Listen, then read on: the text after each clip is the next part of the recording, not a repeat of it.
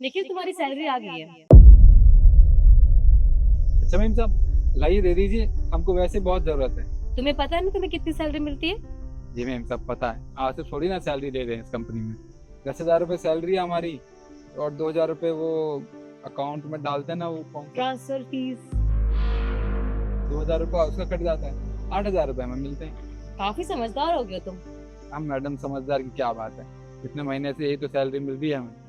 अच्छी बात है, समझदारी होना भी जरूरी है। तुम्हारा नंबर वही है ना, 789 वाला? जी हाँ, वही नंबर है। ठीक है, मैं उसी पे भेज देती हूँ। हाँ, जी ध्यान से भेजिएगा, कहीं किसी और के नंबर पर मत भेज दीजिएगा, नुकसान हो जाएगा। फिक्र मत करो, हमेशा ही तो भेजती हूँ मैं। ये देखो, तुम्हें मैंने पूरे 8,000 रुपये भेज दिए हैं। जी मैम साहब, बहुत बहुत धन्यवाद।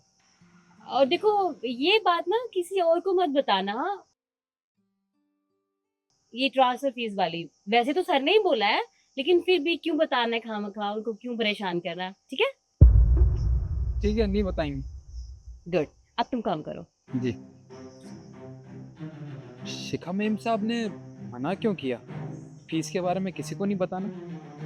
खैर कोई नहीं, 8,000 रुपये तो आ गए ना मेरे पास। एक काम करता हूँ, थोड़े पैसे अकाउंट। अरे भाई क्या बड़बड़ा रहे हो अकेले अकेले? अभी शिखा मैम साहब ने पैसे दिए ना, तो सोच रहे थे कि गांव में कितना पैसा भेजना है और अपने पास कितना रखना है। क्या कह रही थी शिखा तेरे से? कुछ नहीं साहब, वो सैलरी दी थी ना हमारी, तो 2,000 रुपये फीस का वो उन सब ट्रांसफर फीस का कट जाता है ना, तो उस बारे में बता रही थी और कह रही थी इस बारे में साहब को या किसी को मत बताएं। इसका मतलब शिखा 2,000 रुपए तेरी ट्रांजेक्शन फीस के काट लेती है? जी साहब। एक बात बता, तेरी सैलरी कितनी है? 10,000 रुपये साहब। 10,000 रुपए, ठीक है।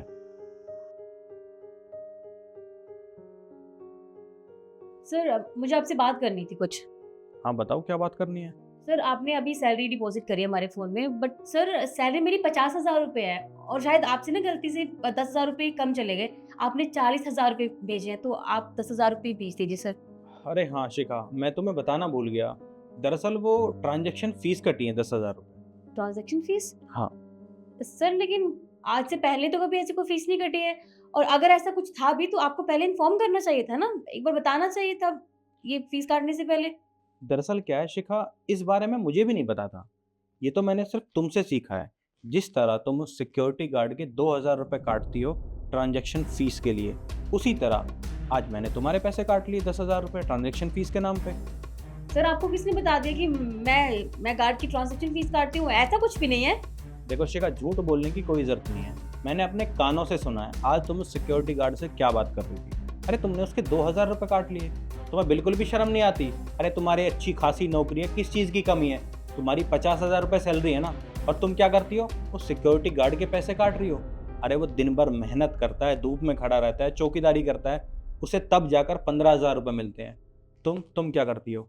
ना तो तुम उसे 15,000 रुपये पूरे देती हो, तुम उसे सिर्फ 10,000 रुपये देती हो, और 10,000 में से भी तुम उसे 8,000 रुपये देती हो। 2,000 रुपये ट्रांजेक्शन के नाम पे काट लेती हो।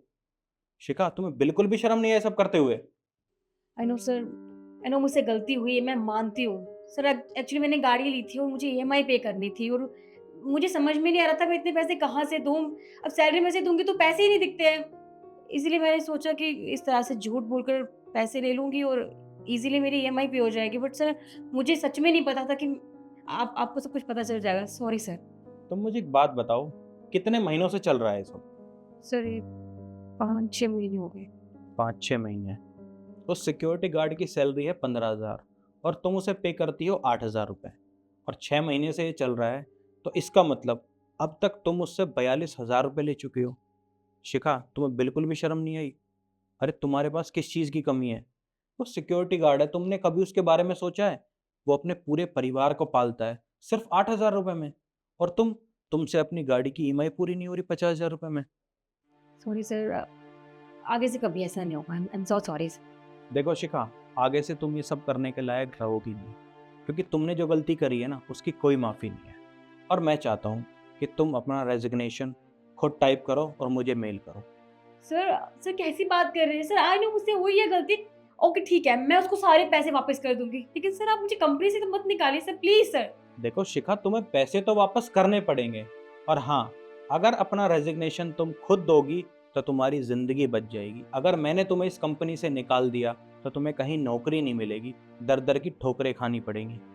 तो फैसला तुम्हारे हाथ में है, या तो तुम खुद रिज़ाइन दे दो वरना मैं तुम्हें निकाल दूंगा। और हाँ, तुम्हारे पास 2 दिन का टाइम है। अगर तुमने 2 दिन में पैसे नहीं दिए तो मैं पुलिस को फ़ोन करूँगा। नहीं सर, मैं कर दूंगी पैसे पूरे। अब जाओ यहाँ से।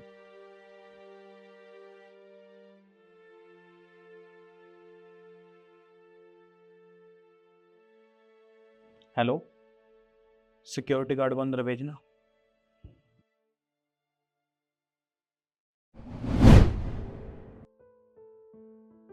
जी साहब, आपने बुलाया?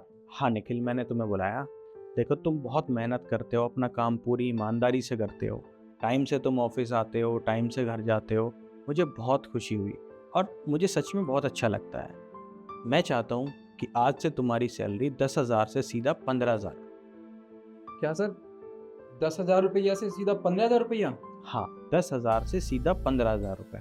और हाँ, जो तुम्हारे 2,000 रुपये ट्रांजेक्शन फीस के कटते थे वो भी नहीं कटेंगे। क्या 2,000 रुपये नहीं कटेंगे?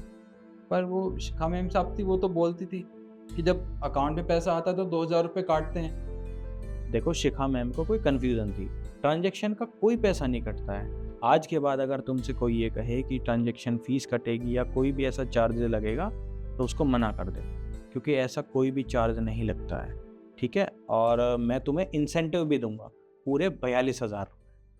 क्या साहब, 42,000 रुपये? हाँ साहब, इन पैसों से तो मैं अपने लिए एक सेकंड हैंड बाइक खरीद लूँगा। वो क्या है ना, बहुत दूर से साइकिल से चल के आना पड़ता है, इसलिए बाइक रहेगी तो जल्दी काम पे आया भी करूँगा। तुमने बिल्कुल सही कहा। तुम अपने लिए एक अच्छी सी बाइक देख लेना, और हाँ, ऐसे ही मेहनत से और ईमानदारी से काम करते रहना, ठीक है? जी साहब, बहुत बहुत धन्यवाद। ठीक है, अब तुम जाओ और अपना काम करो। हमारे बड़े बुजुर्गों ने हमें ये सिखाया है कि गरीब का पसीना सूखने से पहले उसे उसकी मजदूरी मिल जानी चाहिए। क्या आप भी मेरी बात से सहमत हो? अगर आप मेरी बात से सहमत हो तो मुझे कमेंट करके ज़रूर बताना। धन्यवाद।